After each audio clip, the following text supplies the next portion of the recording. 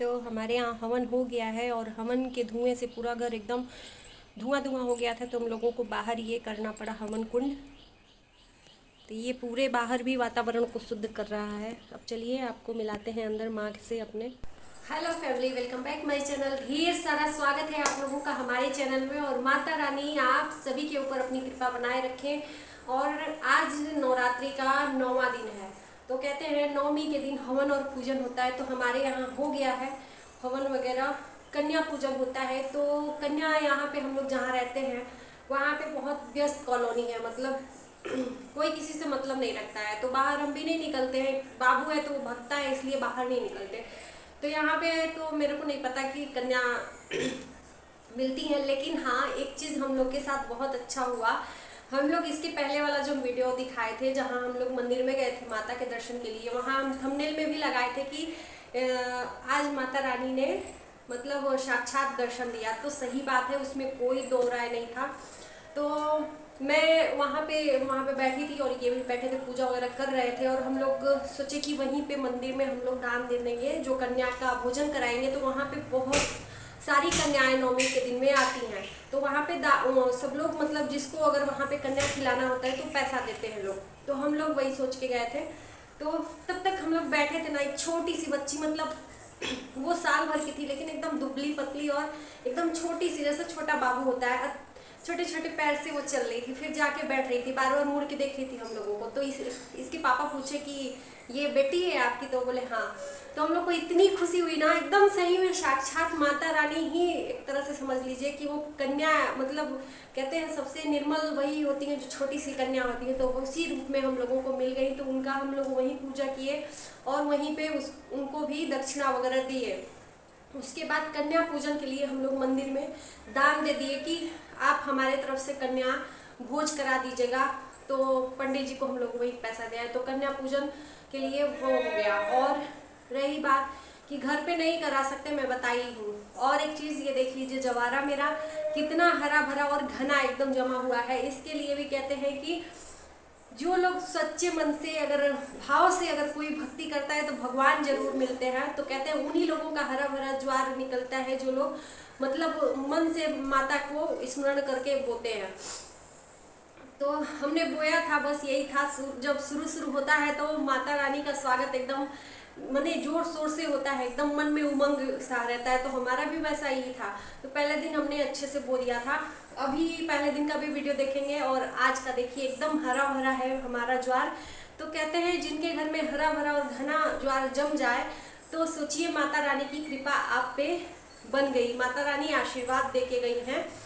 तो और घर में पूरा साल मतलब पूरे परिवार को खुशहाली मतलब मिलती है और हमेशा प्रसन्नता बनी रहती है। पति पत्नी में हमेशा प्रेम बना रहता है। संतान का भी सुख, मतलब संतान भी अच्छे से किसी मतलब रोग बाधा सबसे दूर रहता है। कोई नकारात्मक ऊर्जा घर में नहीं आती है, सकारात्मक ऊर्जा रहती है। तो वही चीज़ें हैं।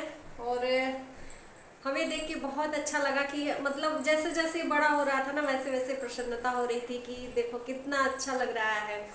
तो हम लोग हवन तो कर लिए।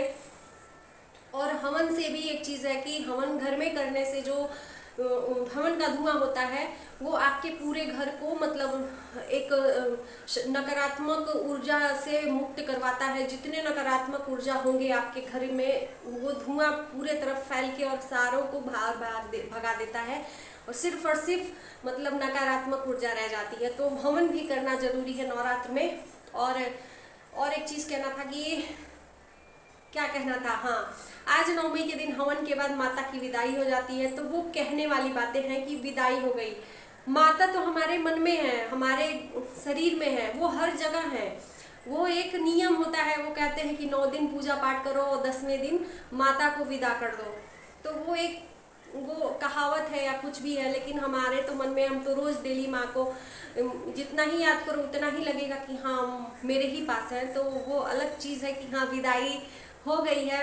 ऐसा ना जब उस टाइम लगता है ना, हवन जब करो उसके बाद से जब आरती करो और विसर्जन करो तो रुलाई जैसा आ जाता है कि मतलब माँ अब जा रही है।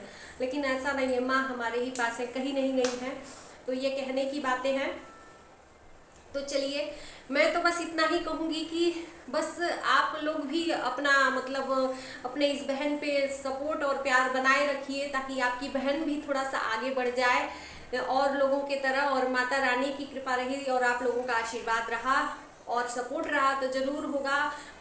आप लोगों का आशीर्वाद सपोर्ट ही चाहिए, बाकी जितना कर्म बिना किए हुए हम आगे थोड़ी बढ़ेंगे। अब दाल चावल रखा भी है मेरे सामने, जब तक मैं कौर नहीं डालूंगी तो मेरे मुंह में नहीं जाएगा। तो कर्म हम कर रहे हैं, मेहनत कर रहे हैं, बाकी आप लोगों का प्यार दुलार चाहिए।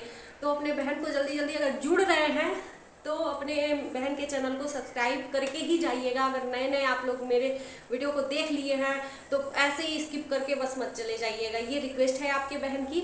और जो भी मेरे से बन पड़ेगा अच्छा मैं बनाऊंगी। और सब वीडियो में यही बोलती हूँ कि अगर आप लोगों को कोई भी अच्छा चीज़ ऐसे टॉपिक लगे कि आज आप दीदी इस पे बनाइए या मैम इस पे बनाइए, तो आप कमेंट बॉक्स में कमेंट दे सकते हो। मैं ज़रूर कोशिश करूँगी उस टॉपिक पे बनाने का। और ये नीचे बेल आइकन है, उसको क्लिक कर दीजिएगा तो मेरा जब भी वीडियो जाएगा तो नोटिफिकेशन जाएगा। और सब्सक्राइब करना मत भूलना। तो कैसा रहा मेरा ब्लॉग कमेंट में बताना, लाइक शेयर करना, और मिलते हैं तब तक के लिए बाय बाय।